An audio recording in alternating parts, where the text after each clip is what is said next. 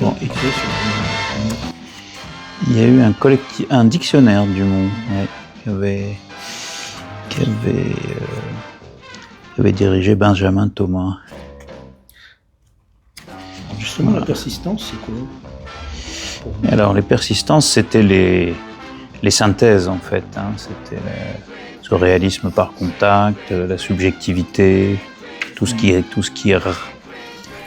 persiste dans le cinéma français.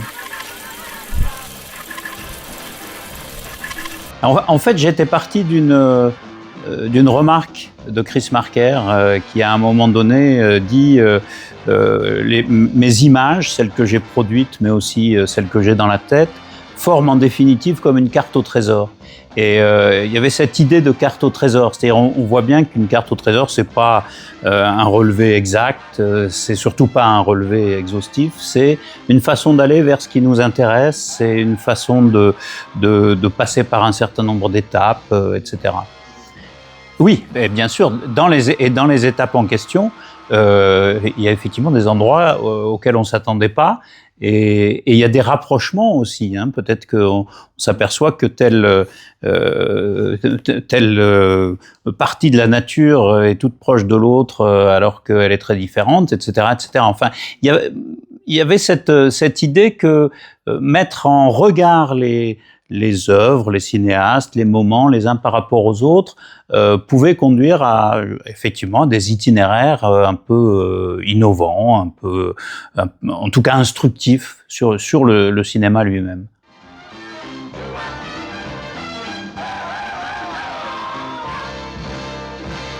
En fait, j'ai pris comme pivot la nouvelle vague, en me disant, enfin, à l'évidence, la nouvelle vague chamboule tout. Mais en même temps, l'une des caractéristiques de la nouvelle vague, c'est d'être une génération de passeurs, de gens qui pouvaient adorer Lubitsch, Hitchcock, etc. Et en faire état, aussi bien dans leurs analyses que dans leurs films. Et donc, en fait, ce qui m'a intéressé, c'est de voir comment la nouvelle vague, à un moment donné, avait réorienté d'une certaine manière les goûts et les passions du cinéma français, mais aussi et surtout la façon de faire des films. Et en fait, j'ai voulu pas du tout traiter de la nouvelle vague, mais en même temps traiter de la manière dont les grands maîtres qu'elle a posés dans les années 50, et en l'occurrence 3 que j'ai choisis, qui étaient Cocteau, Guitry et Renoir, comment ces 3 grands maîtres, en fait, ont des échos et ont une filiation et peut-être ouvrent une piste dans cette carte au trésor dans les années 70, 80 et évidemment jusqu'aux années 2000. Oui, mais c'est pour ça que la nouvelle vague est un pivot. C'est pas un espace infini, c'est pas une grande contrée. C'est un pivot, c'est-à-dire c'est un moment à partir duquel les choses se modifient. Et se modifient quand même assez sérieusement, aussi bien en termes de production qu'en termes de praxis, et évidemment en termes d'esthétique. Et donc voilà, c'est ce qui m'intéressait, c'est qu'il y a un avant et un après nouvelle vague, mais en même temps, il y a des passerelles assez considérables avec des gens comme Renoir, Guitry, Cocteau, que j'ai pris comme encore une fois comme tête de pont d'un certain nombre d'écoles, de mouvements, de filiations.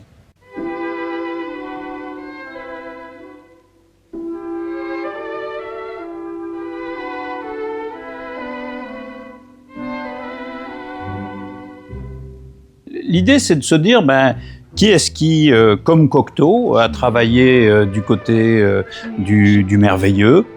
Qui est-ce qui, comme Cocteau, a travaillé les images, les a artificialisées, s'est éloigné du naturalisme majoritaire, etc.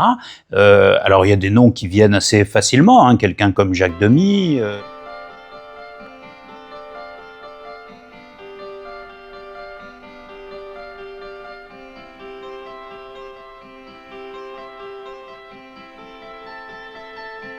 Quelqu'un aujourd'hui comme Bertrand Mandico, qui se réclame ouvertement de Cocteau, mais aussi des gens comme Carax. Enfin, ils sont assez peu en définitive dans le cinéma français à être allés du côté d'un artifice revendiqué, d'une poésie de l'image par sa modification, par son travail formel.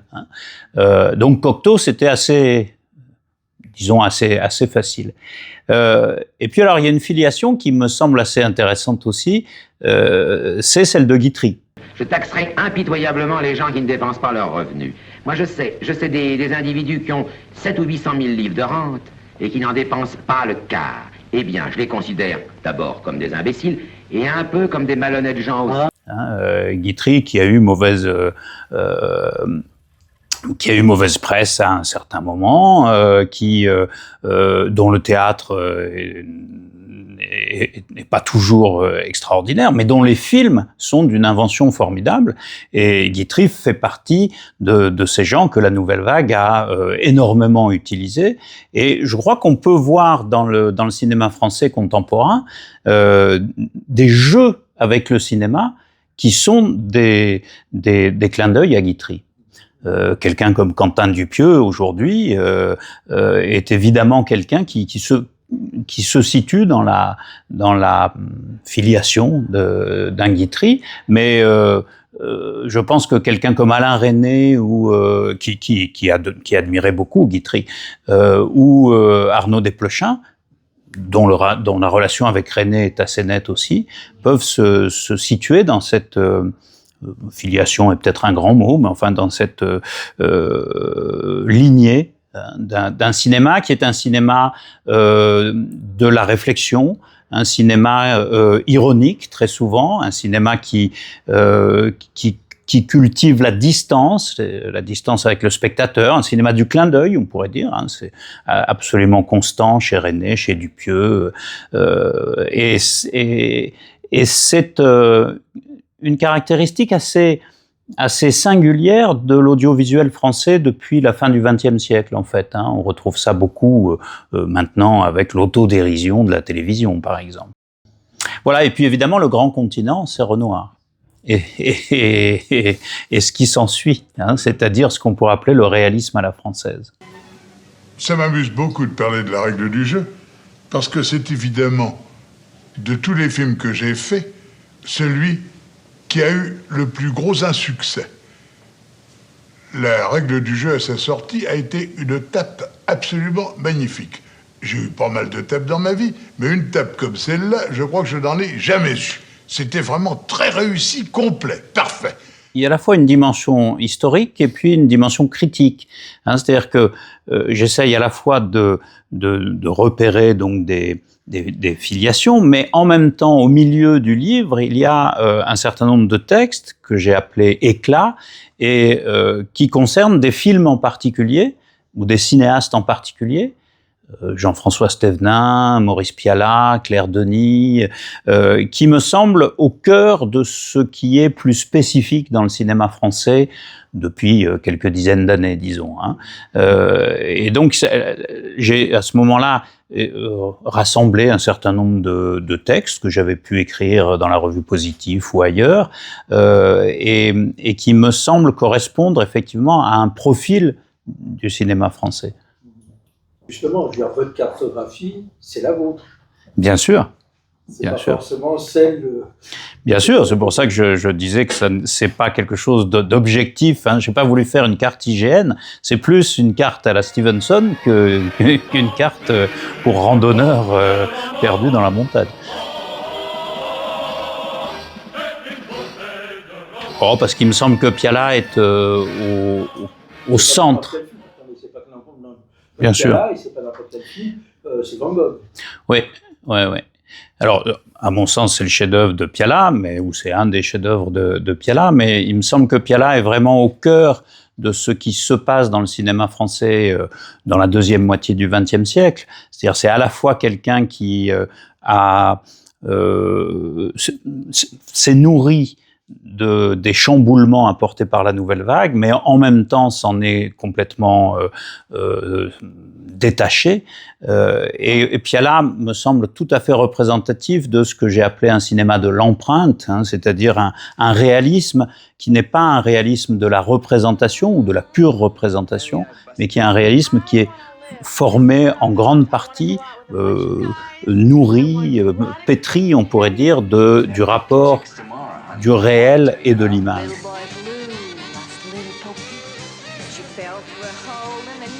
What, I look like I got a broken heart? Yes. Abracadabra, no, she's disappeared.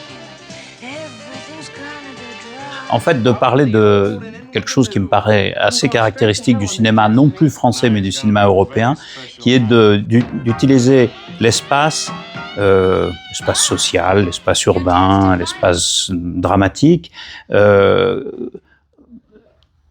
dans une topographie extrêmement précise et resserrée.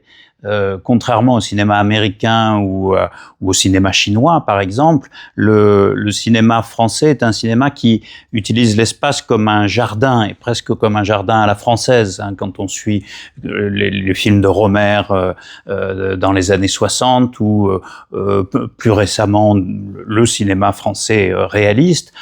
Ça se passe à Paris, ça se passe dans tel quartier, on lui a assez reproché d'être un cinéma germano-pratin, et le cinéma français utilise un espace qui est un espace justement très singulièrement cartographié.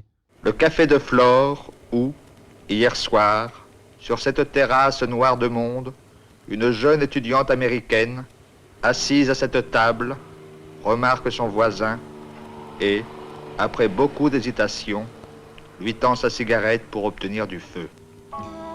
1 heure plus tard, Catherine et Jean se lèvent, montent dans une Bentley grise, se frayent un difficile passage à travers le flot bruyant des noctambules qui submergent cette heure tardive la rue Saint-Benoît. Je pense qu'il y a un jeu. Alors encore une fois, c'est très net chez un Rohmer, mais il y a beaucoup de disciples de Rohmer, hein, plus ou moins avoués ou plus ou moins distants dans le cinéma français. Il y a ce plaisir de jouer sur l'espace étroit et sur l'espace très précisément repéré, hein, avec des jeux d'énigmes, avec des jeux de construction dramatique qui sont liés à ce jardin à la française, ce que j'appelle ce jardin à la française par rapport à un espace plus large. Ah oui, alors le cinéma des chemins, je suis pas sûr qu'il y ait beaucoup de films qui correspondent à ça. Il y a un cinéma français des villages.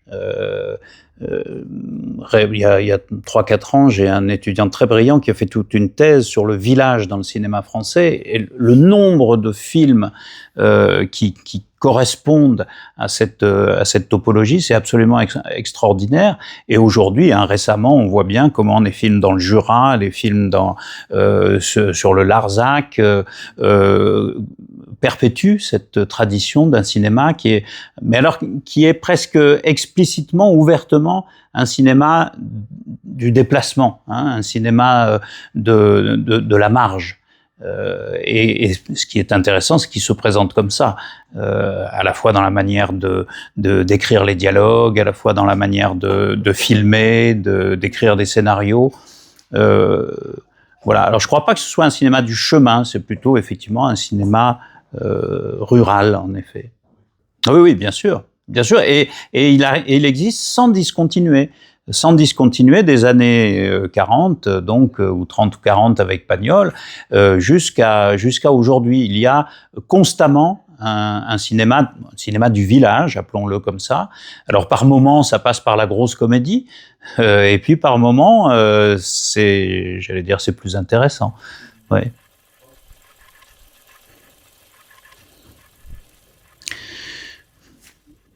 Oui, je suis pas sûr qu'on commence par un chemin.